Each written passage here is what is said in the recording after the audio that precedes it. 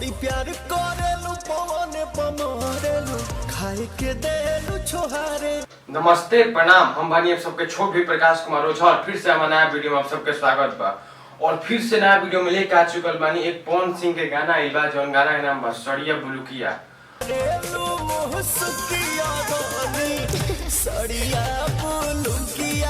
और ये गाना इंस्टा पे का ट्रेंड करता, एक नंबर पे पूरा ट्रेंड करता है इंस्टाग्राम पे। और ये गाना के तनी लाइन सुनिए एक बार।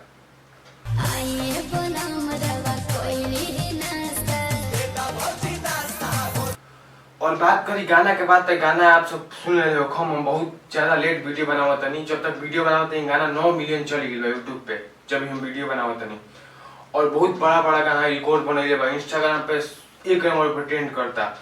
और लुक के बात करी पवन सिंह के जो हम देख सकते हैं वीडियो में जो का एंट्री मारते ट्रैक्टर वाला ई वाला वीडियो देखे एक बार।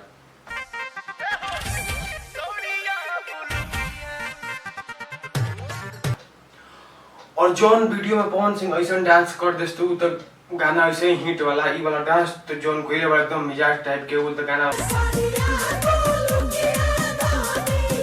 ऐसे ही हिट बा। और बात करी एकरा में म्यूजिक तो म्यूजिक प्रियांशु सिंह देले बड़े, जौन प्रियांशु सिंह पावर स्टार गाना में म्यूजिक दे दे बोले वो गाना ही तरह हिट हो जाला। और ये गाना हर एक जगह ग्राउंड लेवल बाजता, बहुत ज्यादा गाना ही बाजता।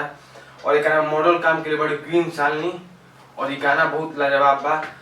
और एकरा में गाना में हर लाइन बहुत ही गाना के बहुत अच्छा बना होता है। एक बार तो ई लाइन सुनी जो गाना के चांद चांद लगा देता है। बारू से आन बाकी लागे लुलाई के मेकअप के जरूरत तारा नइखे। अगर बात करी वीडियो के बाद तो वीडियो क्वालिटी बहुत तगड़ा बा, कहीं काटे लायक नहीं है। हर एक जगह एकदम नाइट में शूट हुई वीडियो, बहुत खतरनाक तरीका का वीडियो बा। और ये गाना के नंबर के बात करी तो गाना के नंबर हम पूरा 10 में से 10 दें। और चलिए बताई कमेंट में रउरा वीडियो कैसा लगा।